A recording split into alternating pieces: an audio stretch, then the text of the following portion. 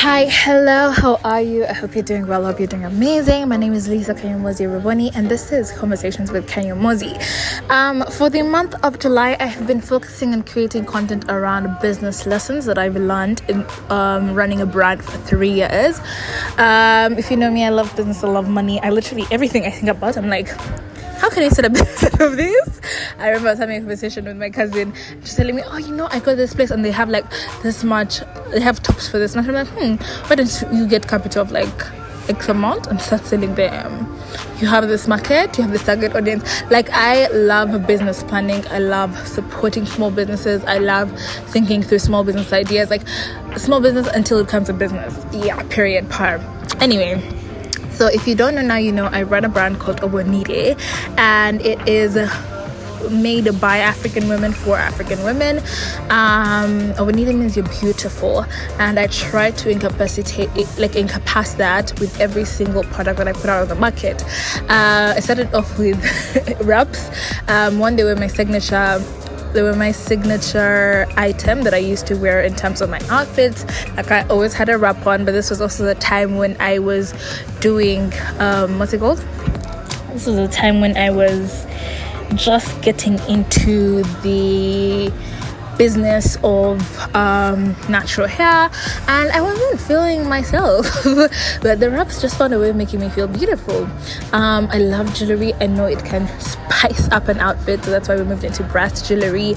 We moved into beaded jewelry at a time when I was feeling sensual and sexy, and it just helped me put that place. And now that I'm back in my fitness journey, I love my waist beads and being able to like change them according to size, because I'm hitting those weight targets.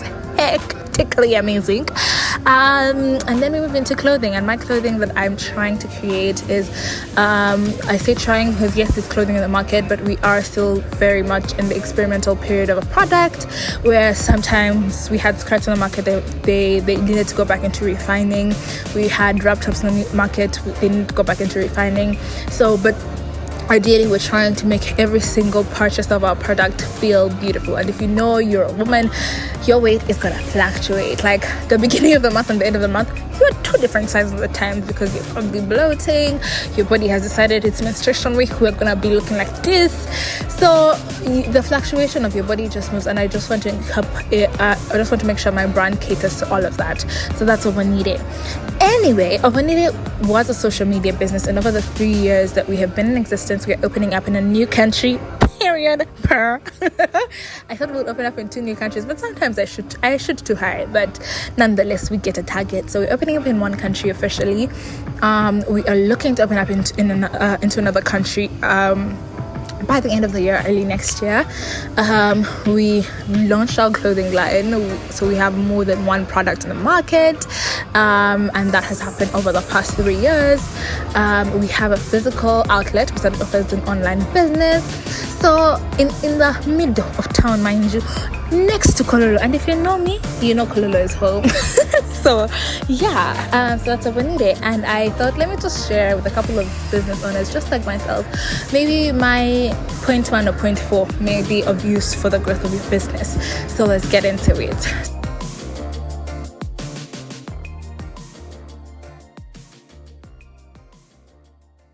So I've done 7 business lessons, 7 lessons on managing finances in a business.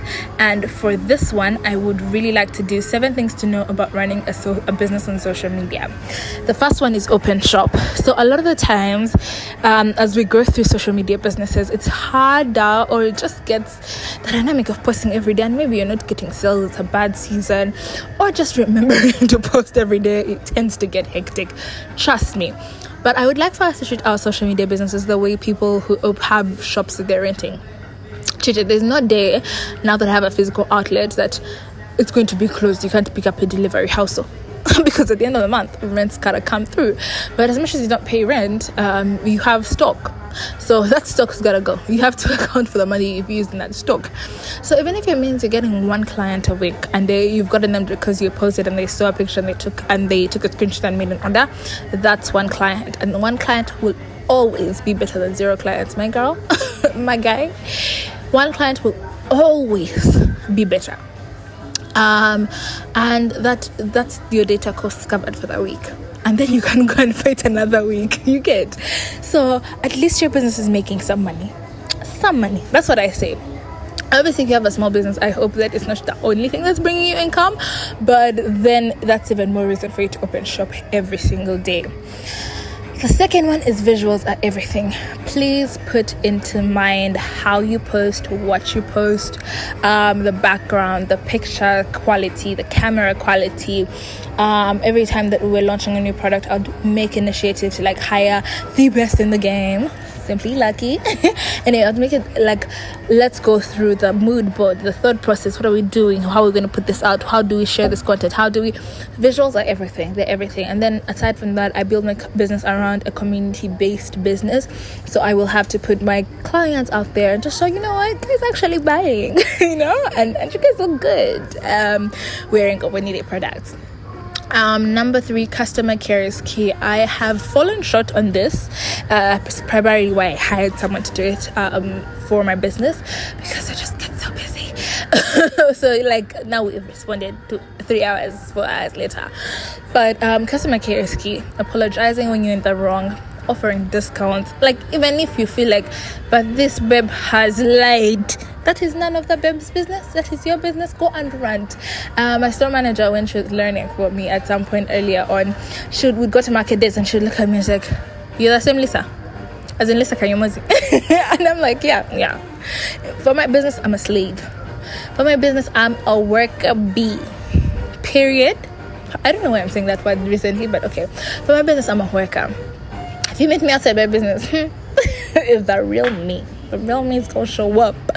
But before my business, and that doesn't mean I'm two-faced, it's just the understanding that what would normally irritate my character, I switch it off and I manage. Someone can come as close to actually spitting on me on the basis of customer care, and I will smile through it. And that's just because for OBONIIRE, I'm Miss OBONIIRE. And Miss OBONIIRE conducts herself completely different from the attitude that Lisa Kanyomozi Raboni has. So there's that. The fourth thing is vision and mission communicated. What is the direction of your business? How does the community that supports you play into line? I want to expand. I want to go to East Africa. That's what I know. Top 5 years. I want to be in East Africa. I want to be in a couple of countries. I want to be able to ship to the others that I'm not physically available in. And I'm telling my audience at all times, thank you. Because us being able to be here, to even dream this big, to even think this big, I've told you the vision and you guys keep on helping me execute. So thank you. What is the mission? My mission is to make every woman, African woman who purchases my product, to feel beautiful. Am I achieving it? Let's go back to the drawing board. Does this product work? Let's go back to the drawing board. Is it achieving the vision? Is it with the mission? Are they in line? No? Let's go back to the drawing board. Number 5, build FOMO around your business. Even FOMO is the fear of missing out.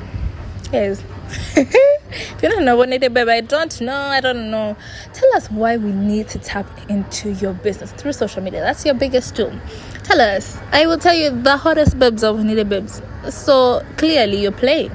You might not be a hot babe. To be honest, to be very honest, you might not be a hot babe because you're not playing in the big leagues. Period.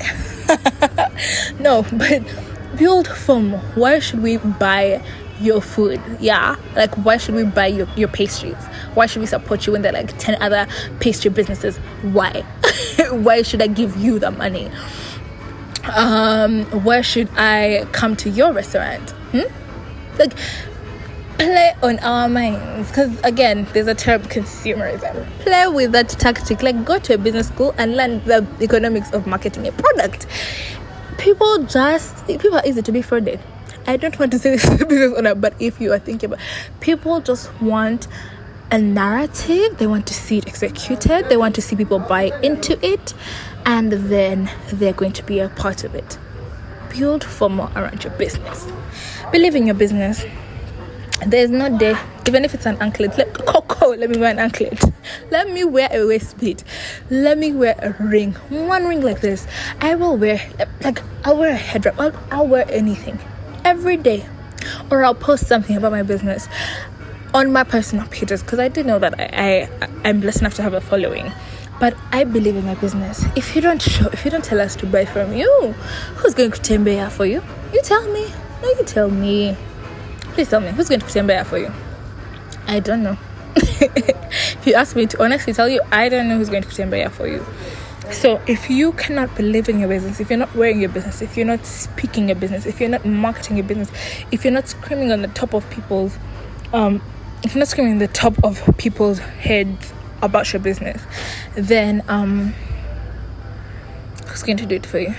If you're not believing in your business, no one's going to believe in it. It's you who started it. You have to finish that thing. And finally, that also ties into you are the first brand ambassador. You are the first person who has to influence us into shopping your brand. If it means wearing everything Monday to Monday, that's what I do. If it means